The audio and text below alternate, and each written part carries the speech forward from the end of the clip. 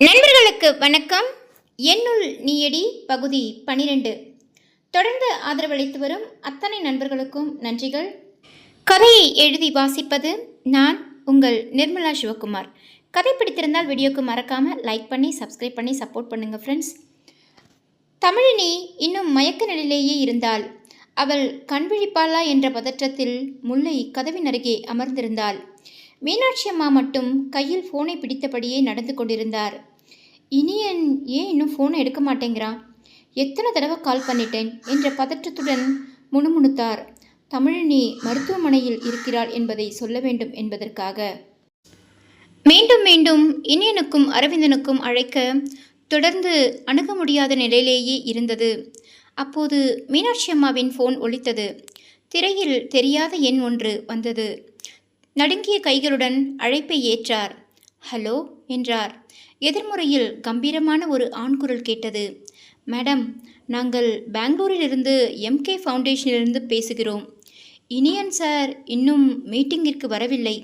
பல தடவை அவருக்கு கால் பண்ணியும் ஃபோனை எடுக்கவில்லை. அதனால்தான் அவர் கம்பெனியை தொடர்பு கொண்டு உங்கள் நம்பரை வாங்கி பேசுகிறோம். அந்த வார்த்தைகளை கேட்டதும் மீனாட்சி அம்மாவின் இதயம் ஒரு நொடி நின்றது போல இருந்தது. என்ன சொல்கிறீங்க? அவன் இன்னும் வரலையா என்று பதறிய குரலில் கேட்டார். இல்லை மேடம், அதனால்தான் உங்களை தொடர்பு கொண்டோம். அழைப்பு துண்டிக்கப்பட்டது. ஃபோனை பார்த்தபடியே சில நொடிகள் அப்படியே நின்றார் மீனாட்சி அம்மா. கடவுளே, என் பையனுக்கு ஏதாவது ஆகிடுச்சா என்று கண் கலங்கினார். ஒருபுறம் தமிழினி மருத்துவமனையில் மயக்க நிலையில் இருக்கிறாள். மறுபுறம் ஆதவன் முதலில் இனியனைத்தான் கொல்ல வேண்டும் என்று மயக்கத்தில் பேசியது இன்னும் காதில் ஒலித்து கொண்டே இருந்தது.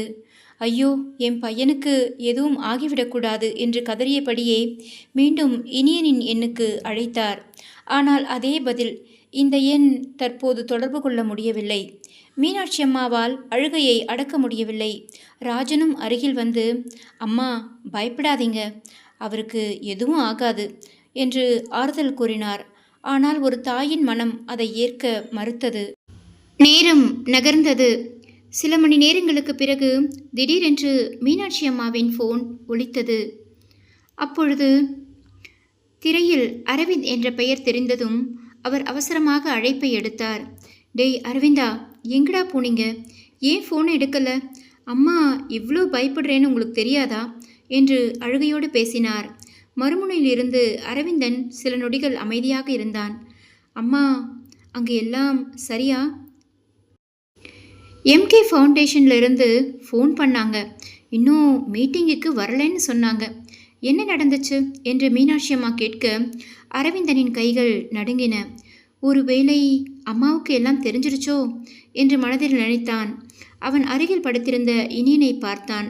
இனியன் மெதுவாக தலையசைத்தான், எதையும் சொல்லாத என்பது போல.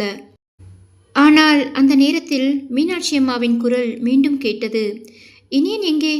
நான் உடனே அவன்கிட்ட பேசணும். அரவிந்தனால் இனிமேல் மறைக்க முடியவில்லை. அம்மா, அது ஒரு சின்ன ஆக்சிடெண்ட், பெரிய அளவுக்கு எதுவும் இல்லை, 2 பேருக்கும் லேசான காயம்தான் என்று தயக்கத்துடன் சொன்னான். அந்த ஒரு வார்த்தை ஆக்சிடெண்ட் மீனாட்சி அம்மாவின் காதில் விழுந்த அடுத்த நொடியே ஐயோ இனியா என்று அலறியபடியே அவர் மயங்கி கீழே சரிந்தார். அம்மா என்று ராஜனும் முல்லையும் பதறினர். மருத்துவமனையில் ஏற்கனவே ஒரு உயிர் போராடி கொண்டிருக்க இப்போது மீனாட்சி அம்மாவும் மயங்கி விழுந்ததை பார்த்து அனைவருமே அதிர்ச்சியில் உறைந்தனர். அதே நேரத்தில் பெங்களூரில் மருத்துவமனையின் படுக்கையில் இருந்த இனியனுக்கு ஏதோ தவறாக நடக்கிறது என்ற உணர்வு தோன்றியது. அரவிந்தா, அம்மா ஏன் எதுவுமே பேசல என்று பதற்றத்துடன் கேட்டான். அரவிந்த் அமைதியாக நின்றான். அவன் கண்களில் கண்ணீர் மட்டுமே வழிந்தது. ஆனால் இனியனும் யாருக்கும் தெரியவில்லை. இனியனும் அரவிந்தனும் சந்தித்த அந்த விபத்து உண்மையிலேயே சாதாரண விபத்தா அல்லது ஆதவனின் கோபத்தை பயன்படுத்தி யாரோ பின்னால் இருந்து ஆட்டத்தை நடத்துகிறார்களா என்று அந்த மர்மத்தின் கதவு இப்போது மெதுவாக திறக்க ஆரம்பித்தது.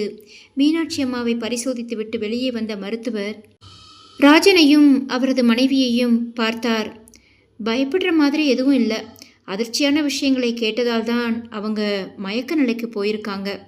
கொஞ்ச நேரம் ஓய்வெடுத்தா சரியாகிடுவாங்க என்று சொன்னார். அதை கேட்டதும் ராஜன் நிம்மதி பெருமூச்சு விட்டாலும் மனதில் இருந்த பயம் மட்டும் குறையவே இல்லை. என்னங்க, தொடர்ந்து ஒவ்வொருத்தராக இப்படி மயக்கம் போட்டு விழுந்து நல்ல சகுனமாகவே தெரியலையே என்று அவரது மனைவி மெதுவாக கூறினாள். ராஜனும் அமைதியாக தலையசைத்தார். ஒரு புறம் ஆதவனின் உண்மை வெளிவந்திருக்கிறது, மறுபுறம் தமிழினி, மீனாட்சி அம்மா என அனைவரும் மருத்துவமனையில். இன்னும் என்னென்ன நடக்கப் போகுதோ என்று நினைத்து கொண்டிருந்த போது திடீரென்று ஒரு நர்ஸ் வேகமாக அங்கே ஓடி வந்தார். இங்கே இனியன் யார் என்று கேட்டார். ராஜன் உடனே எழுந்து, அவர் வெளியூருக்கு போயிருக்கார், என்னாச்சு சிஸ்டர் என்று பதற்றமாக கேட்டார். அந்த நர்ஸ் புன்னகைத்தபடி, தமிழினி மேடம் கன்விச்சிட்டாங்க, முதல்ல இனியன் சாரை தான் பார்க்கணுன்னு சொல்கிறாங்க என்றார். அந்த வார்த்தையை கேட்டதும் பல மணி நேரங்களுக்கு பிறகு ராஜனின் உதட்டில் சிறிய புன்னகை தோன்றியது. கடவுளுக்கு நன்றி என்று மனதிற்குள் சொல்லிக்கொண்டார். உடனே ராஜனும் அவரது மனைவியும் தமிழினி இருந்த அறைக்கு சென்றனர். அறைக்குள் நுழைந்ததும் தமிழினி அவசரமாக எழுந்து அமர முயன்றாள். மா, இனியன் எங்கே என்று கேட்டாள். அப்போதுதான் அருகில் இருந்த முல்லை, மீனாட்சி அம்மா மயங்கி விழுந்த அதே மருத்துவமனையிலேயே அது அனுமதிக்கப்பட்டிருப்பதை கூறினாள். என்னது, அம்மாக்கு உடம்பு சரியில்லையா என்று தமிழினி பதறினாள். ஆமாம்மா, ஆனால் ஏன் மயங்கினாங்கன்னு எங்களுக்கு தெரியல என்று ராஜனின் மனைவி சொன்னார். தமிழினின் இதயம் வேகமாக துடித்தது. உடனே அவள் இனியனின் எண்ணுக்கு அழைத்தாள். 1 முறை, 2 முறை, 3 முறை. ஆனால் அவன் ஃபோனை எடுக்கவே இல்லை. ஏன் ஃபோனை எடுக்க மாட்டேங்கிறாரு என்று கவலையுடன் முணுமுணுத்தாள். அந்த நேரத்தில் அவளது செல்போன் ஒலித்தது. திரையில் அரவிந்த் என்ற பெயர் தெரிந்தது. அரவிந்த், இனியன் எங்கே, ஏன் ஃபோனை எடுக்கலை என்று அவசரமாக கேட்டாள். ஒரு நொடி அமைதியாக இருந்த அரவிந்த், இனியன் முக்கியமான மீட்டிங்கில் இருக்காரு, அதனால தான் ஃபோன் எடுக்க முடியல என்று பொய் சொன்னான். தமிழினிக்கு ஏதோ தவறாக இருப்பது போல தோன்றியது. இருந்தாலும் அவள் அதை காட்டிக்கொள்ளவில்லை. அரவிந்த், அம்மா திடீர்னு மயங்கி விழுந்துட்டாங்க, இப்போது மருத்துவமனையில் இருக்காங்க என்று சொன்னாள். அந்த வார்த்தைகளை கேட்டதும் அரவிந்தனின் முகம் மாறிப்போனது. ஏனென்றால் அவனை விட இனியனுக்கு தான் காயம் கொஞ்சம் அதிகமாக இருந்தது. அவர்களுடன் வந்த கார் ஓட்டுநரும் காயமடைந்து அதே மருத்துவமனையில் அனுமதிக்கப்பட்டிருந்தார். சில நொடிகள் யோசித்த அரவிந்த் படுக்கையில் உறங்கிக் கொண்டிருந்த இனியனின் அருகே சென்றான். வலியின் காரணமாக இனியன் அமைதியின்றி முனகிக் கொண்டிருந்தான். இனியா என்று மெதுவாக அழைத்தான். எந்த பதிலும் இல்லை. அவன் மீண்டும் தோளை தொட்டு உலுக்கினான். டே இனியா, கண்ணை தரடா. இனியன் மெதுவாக கண்களை திறந்தான். என்னடா என்று சோர்வான குரலில் கேட்டான். அரவிந்தன் தயக்கத்துடன், அம்மாவுக்கு உடம்பு சரியில்லையாம், நம்ம உடனே கிளம்பணும். இந்த மீட்டிங்கை கேன்சல் பண்ணிவிட்டு அடுத்த வாரம் மீண்டும் அரேஞ்ச் பண்ணிக்கலாமா என்று கேட்டான். அம்மாவுக்கு உடம்பு சரியில்லை. அவன் சட்டென்று எழுந்து அமர்ந்தான். என்ன சொல்கிறது, அம்மாவுக்கு என்ன ஆச்சு என்று பதற்றத்துடன் கேட்டான். அரவிந்தன் அமைதியாக நின்றான். அவன் எப்படி உண்மையை சொல்வது என்று தெரியாமல் தடுமாறிக் கொண்டிருந்தான். அரவிந்தன் சொன்ன அந்த ஒரு வார்த்தை இனியனின் இதயத்தையே உலுக்கிவிட்டது. அம்மாவுக்கு உடம்பு சரியில்லையாம். அடுத்த நொடியே இனியன் தட்டு தடுமாறி எழுந்து அமர்ந்தான். தலையில் கட்டியிருந்த கட்டு வலித்தது. உடம்பு முழுவதும் காயங்கள் எரிந்தன. ஆனால் அந்த வலியை விட அவன் மனதில் இருந்த பயம் அதிகமாக இருந்தது. நடுங்கிய கைகளால் தமிழினியின் எண்ணை அழைத்தான். சில நொடிகளிலேயே தமிழினி வேகமாக ஃபோனை எடுத்தாள். மாமா, ஏன் இவ்வளோ நேரமாக ஃபோன் எடுக்கல? நான் ரொம்ப பயந்துட்டேன். அவளது குரலில் இருந்த நடுக்கம் இனியனின் மனதை பிசைந்தது. அதெல்லாம் ஒன்றும் இல்லடி, மீட்டிங்கில் இருந்தேன் என்று சமாளித்துவிட்டு, அம்மாவுக்கு என்ன ஆச்சு என்று அவசரமாக கேட்டான். தமிழினி கண்ணீரை அடக்கி கொண்டு பேச ஆரம்பித்தாள். அம்மா யார்கிட்டயோ ஃபோனில் பேசிகிட்டு இருந்தாங்க, திடீர்னு மயங்கி விழுந்துட்டாங்க. அப்பா அவ்வளோதான் சொன்னார். எனக்கும் உடம்பு சரியில்லை, நானும் இதே ஹாஸ்பிட்டலில் தான் அட்மிட் ஆகியிருக்கேன். அவள் சொன்னதை கேட்டதும் இனியனின் உடம்பே வேர்த்து நடுங்கியது. ஒரே நேரத்தில் அம்மாவும் தமிழினியும் இருவரும் மருத்துவமனையில். இது சாதாரண விஷயமா? இல்லை, ஏதோ பெரிய பிரச்சனை நடக்குது. யாராவது நம்ம பின்னாடி இருந்து எல்லாத்தையும் நடத்துகிறாங்களா என்ற எண்ணம் அவனுக்குள் மின்னல் போல ஓடியது. ஆனால் அந்த கேள்விக்கு பதில் தேடும் நேரம் அது இல்லை. அரவிந்தா, உடனே கிளம்பலாம் என்று சொன்னான். இருவரும் அவசர அவசரமாக மருத்துவமனையிலிருந்து டிஸ்சார்ஜ் வாங்கினர். கார் ஓட்டுநரும் இன்னும் சிகிச்சையில் இருந்ததால் அவனிடம் மன்னிப்பு கேட்டுவிட்டு விமான நிலையத்திற்கு புறப்பட்டனர்.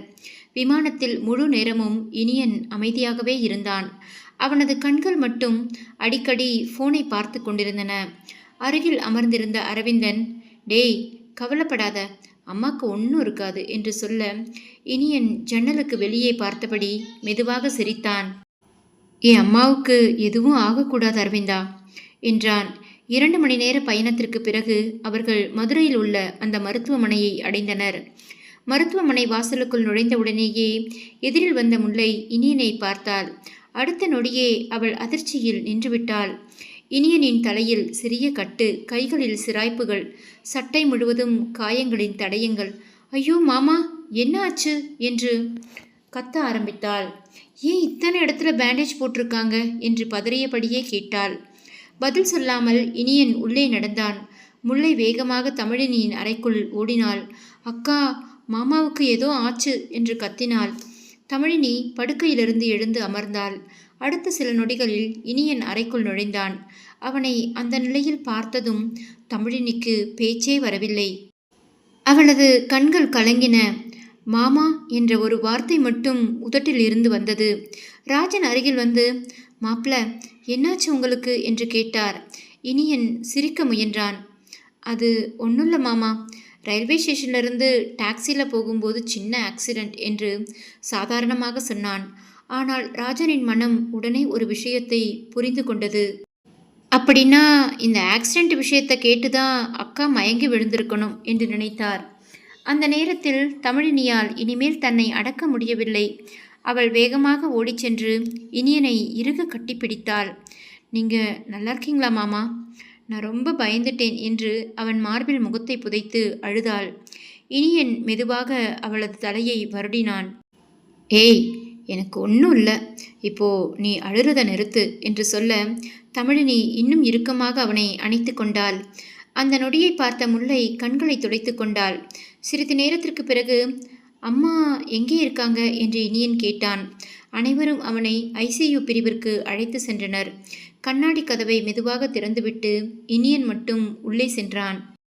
படுக்கையில் அமைதியாக கிடந்த மீனாட்சி அம்மாவை பார்த்தவுடன் அவனது கண்களும் கலங்கின.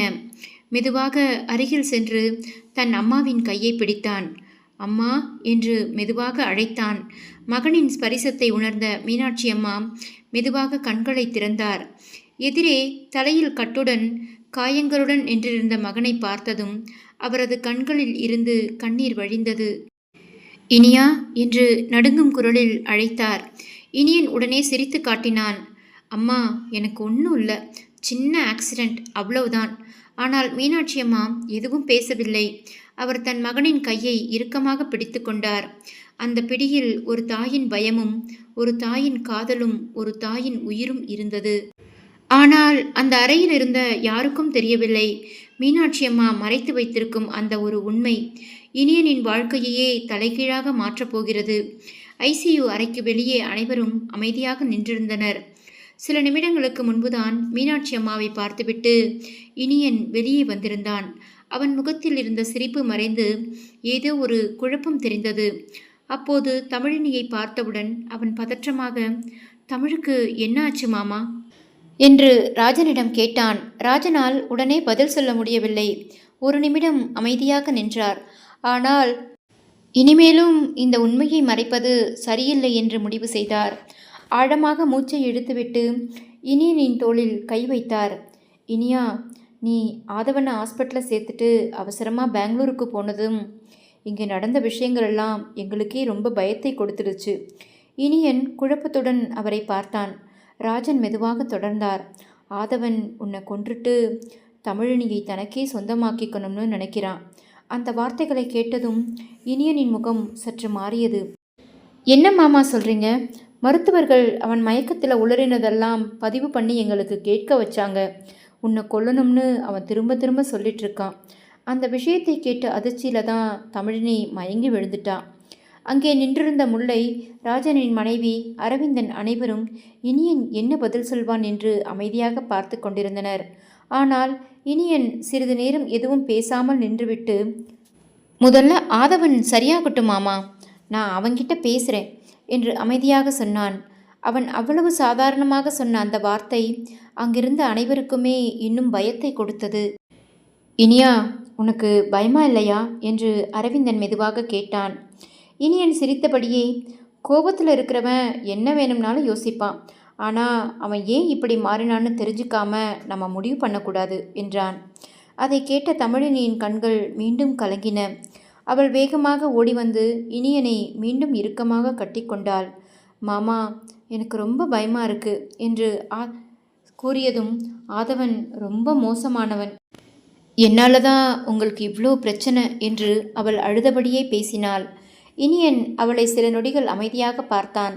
பிறகு அவள் பேசிக்கொண்டிருந்ததை நிறுத்துவது போல அவளது நெற்றியில் மெதுவாக ஒரு முத்தம் வைத்தான். தமிழினி திடீரென்று அமைதியாகிவிட்டாள்.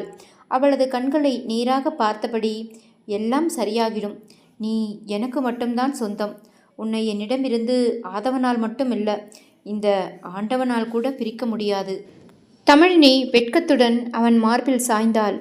அவளது கண்ணீரை துடைத்து இனியன் சிரித்தபடியே, நீ இனியனோட ராணி என்று மெதுவாக சொன்னான். உடனே அருகில் நின்று கொண்டிருந்த முல்லை சிரித்தபடி, ஐயையோ மாமா, இந்த நிலைமையில கூட உங்களுக்கு ரொமான்ஸ் வருதா என்று கிண்டல் அடித்தாள். அதை கேட்டதும் தமிழினி வெட்கத்தில் இனியனின் பின்னால் ஒளிந்து கொண்டாள். அரவிந்தன் சிரித்தபடியே, டேய், நீ ஹாஸ்பிட்டலுக்கு வந்திருக்கியா இல்லை அனிமூனுக்கு வந்திருக்கியா என்று கேட்டான். பல மணி நேரங்களாக அழுகையும் பயமும் மட்டுமே இருந்த அந்த இடத்தில் அப்போதுதான் அனைவரின் முகத்திலும் ஒரு சிறிய சிரிப்பு மலர்ந்தது. மீனாட்சி அம்மாவின் அறைக்கதவை நோக்கி பார்த்தபடியே ராஜன் மனதிற்குள், இந்த சந்தோஷம் நீண்ட நாட்கள் நீடிக்கணும் என்று வேண்டிக் கொண்டார். ஆனால் அதே நேரத்தில் மருத்துவமனையின் இன்னொரு அறையில் கண்களை திறந்தான் ஆதவன். என்னுள் நீயடி தொடரும். கதை பிடித்திருந்தால் பகிருங்கள், விருப்பம் தெரிவியுங்கள், தொடர்ந்து இணைந்திருங்கள். நன்றி, வணக்கம்.